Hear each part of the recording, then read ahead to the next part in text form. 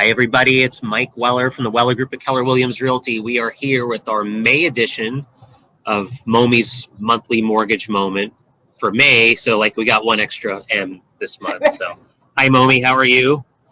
Good morning, Mike. I'm doing well. How are you? I'm good. So, we're going to call this the interesting policy edition of Momi's monthly mortgage moment. So, we talk a little bit offline before we come on here and record this. So what's happening? Well, I like the word interesting. I mean, the big news is, you and I have been talking for the past couple months about inflation, right? It came, It didn't come. It was going to come, it didn't come. Well, it hit hard yesterday with the reports that came out. Pretty much doubled down on inflation. The number came in double what anybody was expecting. It was red hot. It was up 3% year over year. So it's here now. Sure. And we've seen the effects of that. Some of the stuff that we talked about offline, we've seen the effects with wholesale inflation rising. It's causing wholesale prices to go up, and it's causing other things that affect housing prices are being raised. We talked about that offline. Steel. First of all, I think we had a pretty good idea that inflation has been happening and is probably happening. I don't know. The numbers are probably actually higher than what the actual statistics that the government puts out are. I mean, if you're living and breathing, you can kind of figure out, like, go out, go to a restaurant, go out to eat. What does it cost versus what it costs a year ago or 2 years ago? Go grocery shopping, go shop, whatever you're buying, it's up. Like, if you haven't noticed that, you're not paying attention. I think most people have noticed that. And then there's other little, like, hidden things in there too. Like, when you go, so much with COVID now, like, if you're going out to eat, you might not be going out to eat. You might be going to get takeout to bring it home. You're paying more. You're still, the prices you're paying more for less service in a way. Like, you're not going and sitting at the restaurant and getting served, but you're still paying the same amount or more. You're still paying a 15 or 18 or 20% gratuity for, not even getting that service. So there's a lot of inflation in those, that is kind of hidden like that as well. But yeah, and then certainly when we get to, real, like, commodities and real things, lumber is 3 or 4 times what it was a few years ago and is going way up, and copper. And, if you didn't know, if you needed to buy appliances for your house right now, a lot of appliances are on a 3 or 4 month back order. Most people have heard about the shortage on chips. So. And furnishings. Buy a house and we have to sit on something. Yeah. Sleep on something. And this is, for the last, 13 or 14 months now, there have been multiple rounds of different types of stimulus where the government the government and the Fed, they're basically just, they're printing new money. They're creating new money and putting new money into the system for stimulus, which, good and bad, at some level is probably necessary. Yeah. But when you do it when you do it over and over and over again at these huge levels, you're putting so much new money into the system that obviously if you have $1 and there's so many more dollars in the system now, yes, your dollar is not as valuable. Nope. So again, like, the price of everything goes up, then the dollar buys less, and that's what we're seeing. But yet mortgage rates are super low. So mortgage rates are still low, which actually makes mortgages a better deal than ever. So, like, 3% now is actually a better deal on a mortgage in a lot of ways than 3% a year ago, because or 2 years ago. Yeah, absolutely. Yeah. But I'm saying the same mortgage rate with higher inflation is a better deal than that same rate with, a lower rate of inflation. Absolutely. Yeah. Is almost like more bang for your buck, right? Yes. Yeah. You talked about inflation, and one of the things I wanted to mention is, with everything going up, we talked about everything going sky high, price of food, housing costs because of the supply for that. But in addition, employers are having to raise their wages, which also has to deal with inflation. And why are they having to raise their wages? You just talked about it. Some of the interesting policies, they're trying to incent or motivate people to come back to work because a lot of people are on unemployment, which is paying more than if they were to actually go to a job and get their salary. And I think unemployment ends what in September, Mike? I mean, as of right now, it does, but would it surprise anybody if it got extended, until the end of the year, into next year? Yeah, I mean, as of right now, yeah. But yeah, right. So a lot of people are being financially incentivized not to go to work because they're receiving almost as much, in some cases as much, and in some cases even more than they were making by going to work 40 hours. Exactly. So you can't blame those people for staying home, but it's not like that's not healthy for the economy because the economy ultimately is based on production. Jobs. So we're getting zero production out of those people. Like they're contributing zero, but yet they're receiving this financial payoff. It's literally something for nothing. And that ultimately, that's not sustainable. It's already starting to hurt. Like a lot of small businesses are, like you said, are having a hard time getting their employees back to work, and them, and the small business producing at the level that they could or should be. So and they can't afford to raise their wages. They're small businesses. Yes. That would put them, like some of the grocery stores. I think you may have seen or heard that. I know in Long Beach where, they were going to, I think it was the mayor or somebody was forcing them literally to raise their wages, and they just basically went out of business. Right. I think it was a Ralph's. I mean, they couldn't do it. It was not sustainable. Yeah, it's not, I mean, I'm not an economist, you're not an economist, but I don't think it takes an academic economist to understand and realize it's not healthy. But that being said, I would love for you to share the story you were telling me about your friend whose daughter works. Oh, yeah.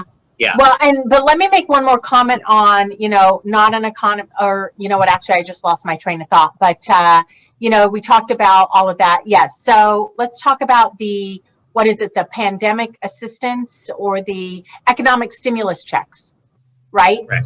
Yeah. So I have a friend, and she has a daughter that works at one of the big designer stores. It's a purse store. I'm not going to name a name. And one of the things that she said is that there's no inventory. And I thought it was a supply issue. Maybe they weren't getting the supplies in.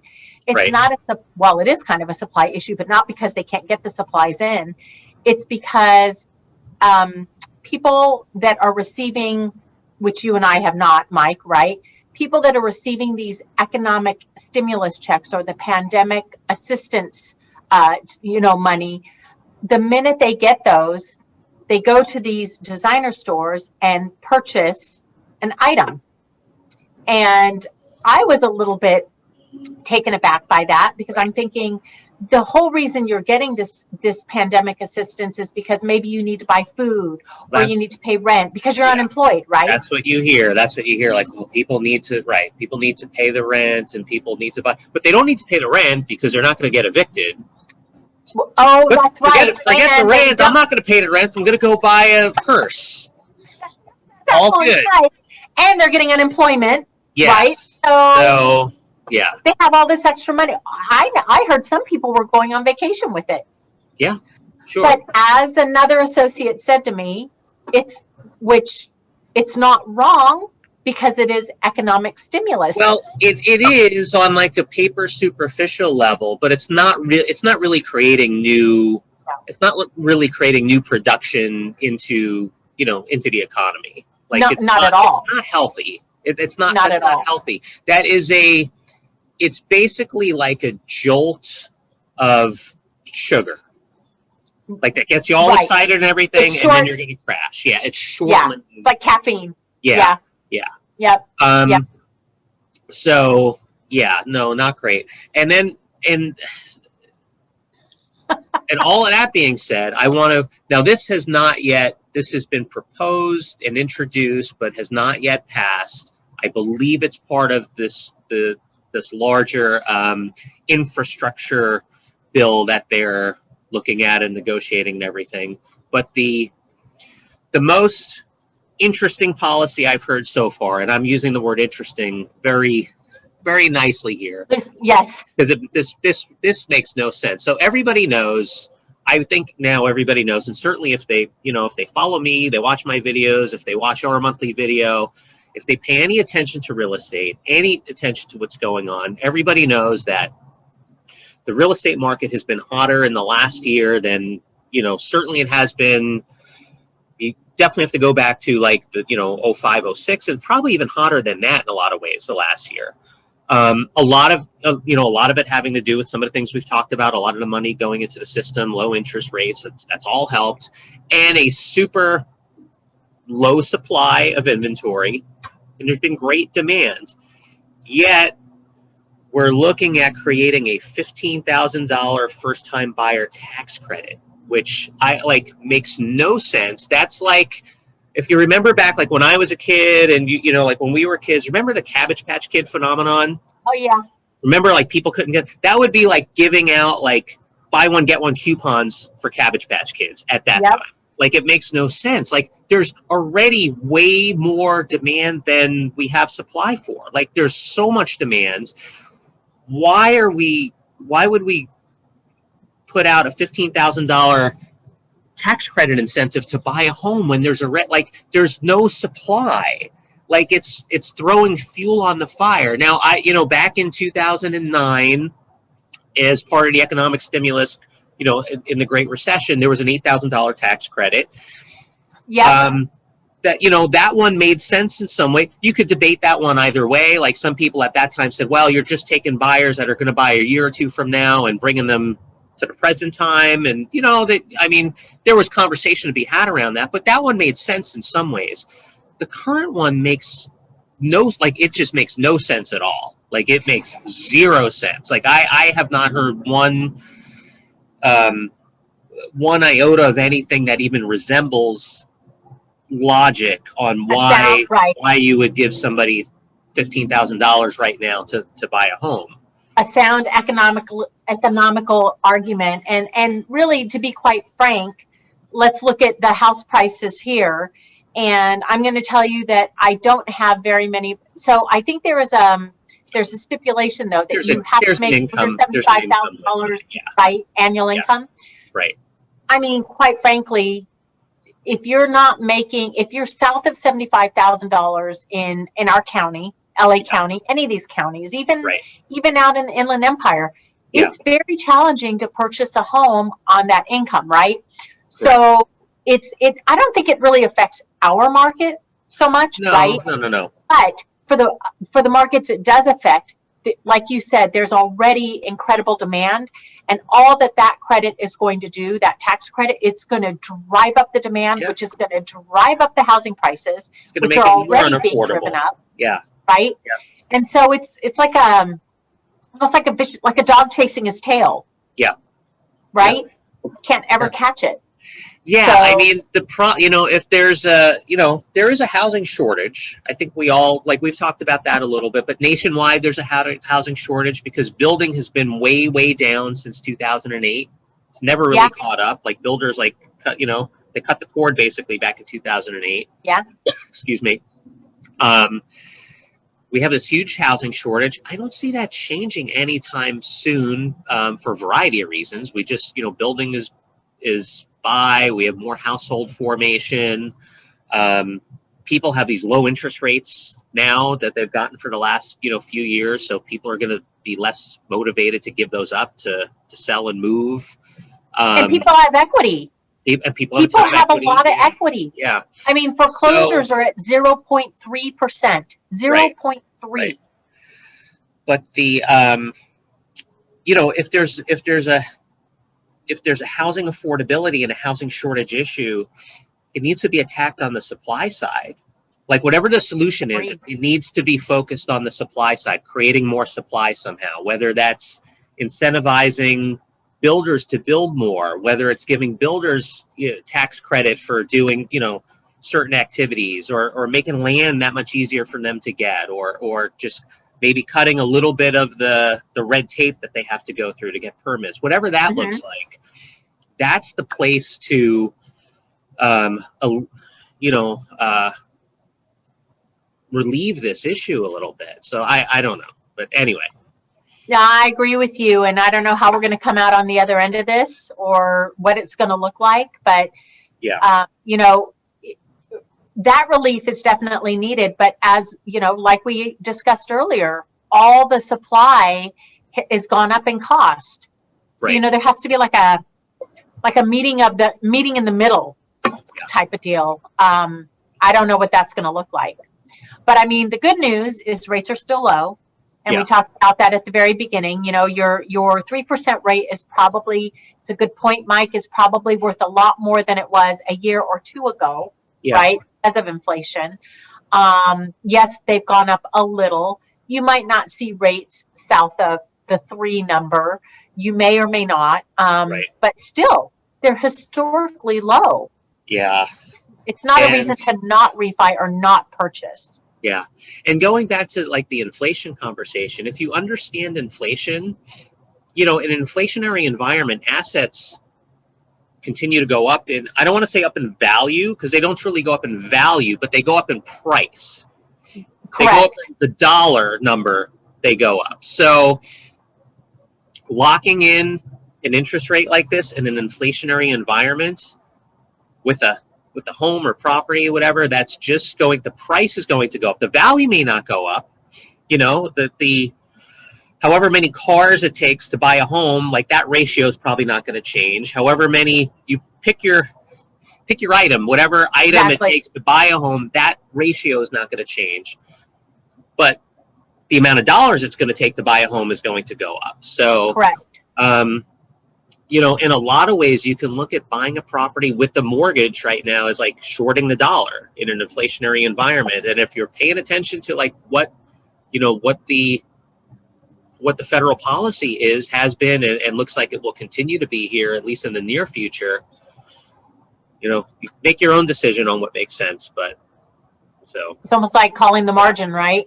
But it's like, but the interesting thing though is the last time we saw prices increased this fast, it was back in 2005, 6, 7, leading up to the real big estate burst. Right, exactly. So collapse. People have like PTSD from that. No, they do. People have PTSD. No, you're right. Like, well, this can't last. This is going to burst. Like this, not like a bubble is a very different thing from an inflationary environment. Correct. We are in an inflationary environment. So, I have those conversations every day. I'm sure you do, right? Yeah. Where people say, "Oh, I'm going to wait until the prices come down."